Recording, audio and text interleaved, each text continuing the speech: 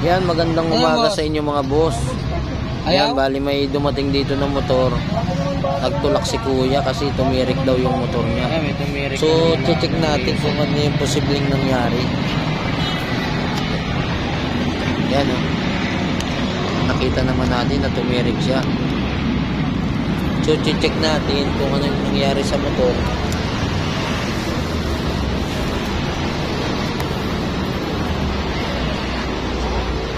Bali, tinicheck natin muna. So, may tumating na lang na isang gusto na mga sa likod ng motor kuya.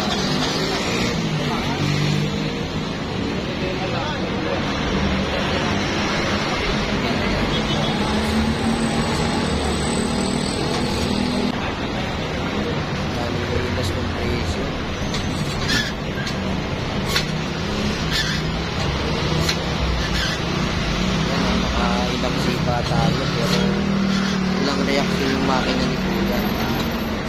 So ang mangyayari, unahin muna natin itong isa para makapasok sa trabaho kasi yung bike ko yan yung matugo.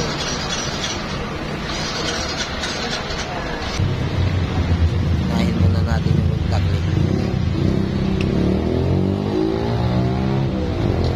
Iwanan muna natin yung bike ko yan tapos yung magtaklik gagawin muna natin.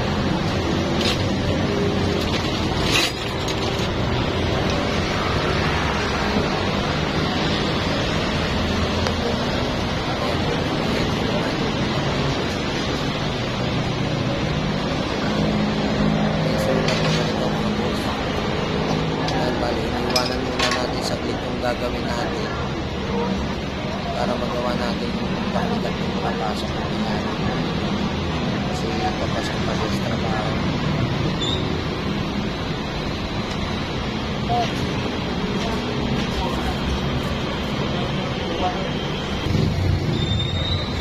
Yan, bali pinapagawa natin yung langis.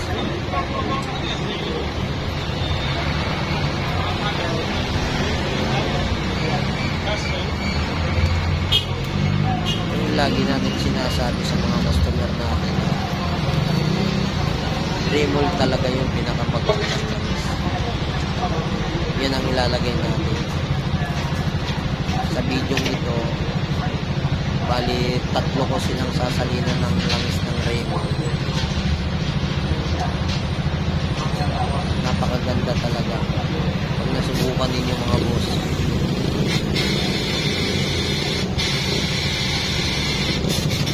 Yan, i-spray natin para sa ilan.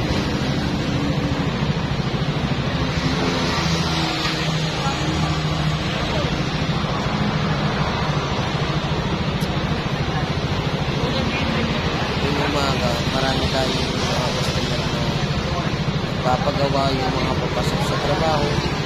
Tapos, alas 6 pa lang yung umaga, okay na yung shop natin. So natapos na tayo sa isa, kuha tayo ng langis. Yung pinakamaganda, yung pinakamaganda sa ating Remol. Napakaganda. Remol, ikaw na talaga.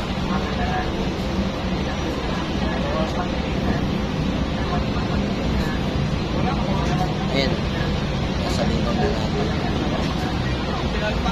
So sa mga hindi pa nakakagamit yan mga boss, try natin. Try nyo. Remol baka naman. Para maiparamdam natin sa mga motor nila kung ganda ng langis nyo. Hindi mo sasabi man lang natin minsan na galing ito sa Remol. So sinali na natin mga boss. Diba? Bali pagkatapos nito babalikan natin sa ginagawa natin.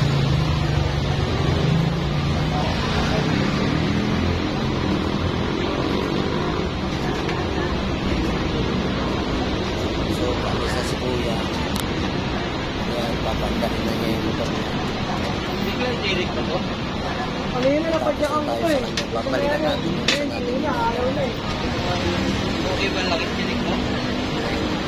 Parang Gusto rin na rin pala yung ilalim may nito? lumapit dito na isang kaibigan sa tropa. Yan, papandarin mo yung motor. Tapos lahat. lalabas lahat. Siyempre lang pinalitan. Usap sila kasi Ito, siyempre. nakaranas ng tirik na katulad nito. Kaso lang, ang problema ko ngayon dyan, may tik-tik. Tik-tik-tik-tik-tik. Boss. Yan, papanda rin natin. Tingnan kung ano posibleng nasira sa motor. Iisip ko dyan, baka may tama naman yung may tama naman yung ano. Camshaft. Hindi kaya yun, may tama yun. Balit tinig ko kung ano pa yung sira.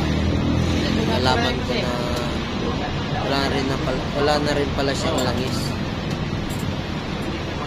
So kailangan natin siyang tenso para bumalik yung tigas ng makina.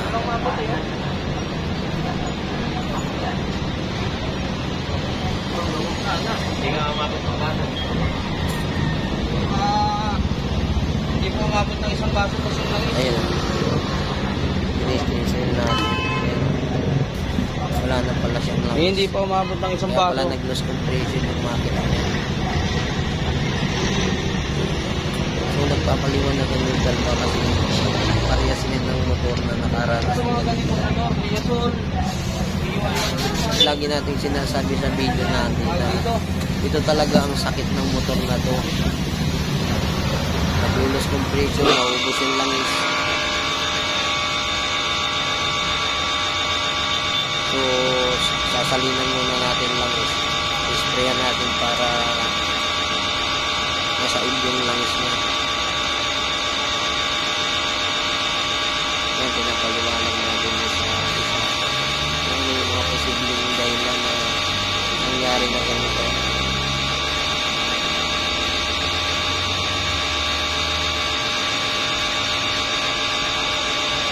So, inisprayan natin. Talagang wala nang tumutulo. Kahit yung langis na hindi siya ganun kadami. Ulit lang yung langis, parang halos wala pang isang baso yung nakuha natin. Kaya pala tumirik si sir kasi umayod na sa block. Umayod na yung piston sa block. Kaya nag-loss compression siya. So pipilitin natin yan na bumalik. Pipilitin natin na huwag mapagastos yung mayari. Ayan o, kung makikita natin na napakalitang langis ang nakuha natin. So sasalinan natin ng langis. Walang ano eh. Badyakan eh, paano mga... Ha? Yan, sasali natin. Remol pa rin. Napakaganda talaga ng langis na to. 8 taon ko na natinda sa shop ko. Yun sa meno, Ang daming gumagamit. Wala akong masabi sa ganda ng langis na to. Oo. Diba, pasukat. Yung, ano doon. Baka naman remol. Doon.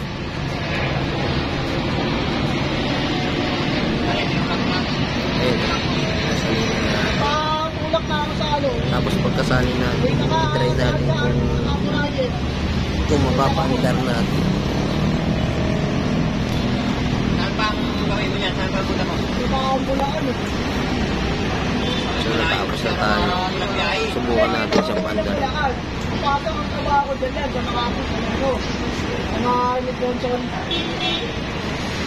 Yun ang cause ng pagtirik ni sir. Sumuya ako ng Bulacan. Yung langis niya nagkulang. Bali, kumayod yung piston sa block. Yung piston ring, kaya dumikit, nag-loss compression. Madala. Yun yung nangyari sa motor niya. So itatry natin, papandarin natin.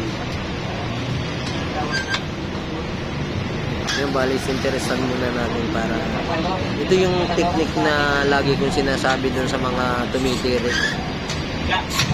Yan o, isang sipa lang, diba? Yun yung lagi natin sinasabi, isang malakas na sipa lang tapos nakapiga tayo ng kahit 1/4 sa silinyador, mapapaandar natin yung motor na nangyari na katulad. Ayan, pinapaliwanag natin sa kanila kung sino nangyari. Pag binibitaw ko yung throttle ng mga napaandar na natin. Ayan.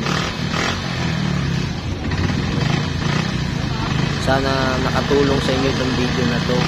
Doon sa mga may motor na ganito, kung nagustuhan niyo itong video na to, huwag nyo kalimutan mag-subscribe, like nyo na rin. Tapos pwede kayong magtanong, pwede kayong mag-comment, sasagutin natin.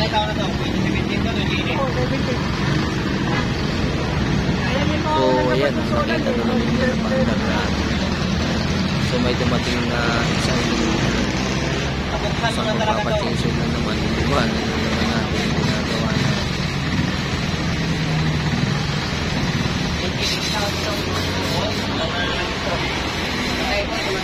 So napaandar na natin yan. Bali, pababalikin ko na lang ang tigas ng makina mamaya.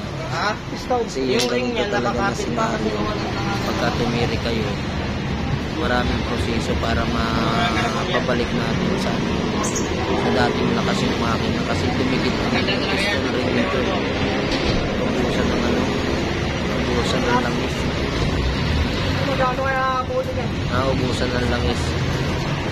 Hindi ka manapit ka ng 2,000 nito. So bali hindi makapaniwala yung isang tao na nandito sa ginawa natin sa motor. Mayroon tayong chininsul na isa na naman. Ang gagamitin na naman natin yung Raymol. Ayan makikita ninyo, Raymol na naman yung bitbit natin. Talagang ganun kabili yung Raymol sa shop natin. Sana marinig ng kumpanya ng Raymol yan. Maiparamdaman lang natin sa kanila na minsan nagpalit tayo ng lang sa isang motor na libre galing sa Raymol. Pero hindi pa sira yung hindi pa paano yung TikTok. Ayun ang pinapaliwanag natin ko sa isa na kasi medyo maliit din yung langis na nakuha natin sa kanya. Kung posibleng mangyari din sa motor niya katulad ni Kuya.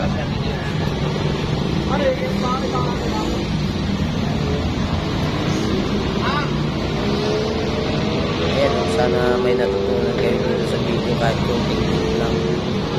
Yan, kapag bigay tayo ng konting tip sa mga may motor. Yan mga boss, ang pagkain ng motor natin langis lang, kaya alagaan natin mabuti. Tulad din yan ng isang namamasahe.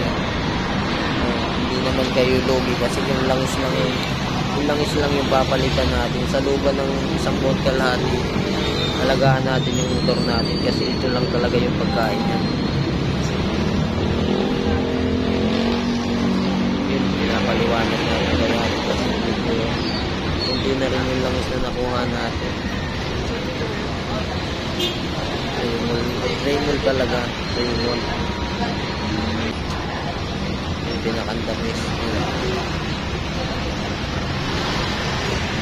Ito natuwa na si ate kasi natapos na yung sa kanya. So, babalikan na naman natin yung ginagawa natin. Kasi, kunti na lang yung gagawin natin doon.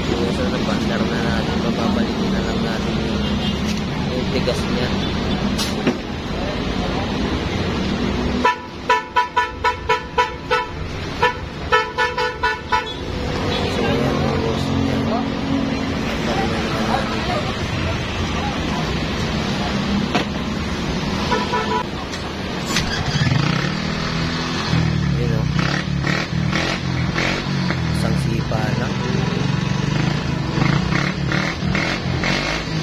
Karagat. Ganyan yung technique ng mga tumitirik, lalo na kung mga lima. Napakalakas.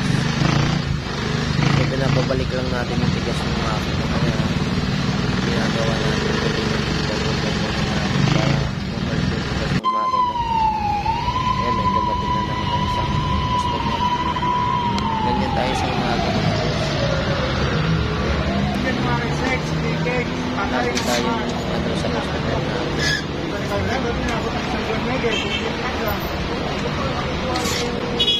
So, na-try nyo yun. Banda kasi yung nasa sumipa. Kailangan nyo malakas yung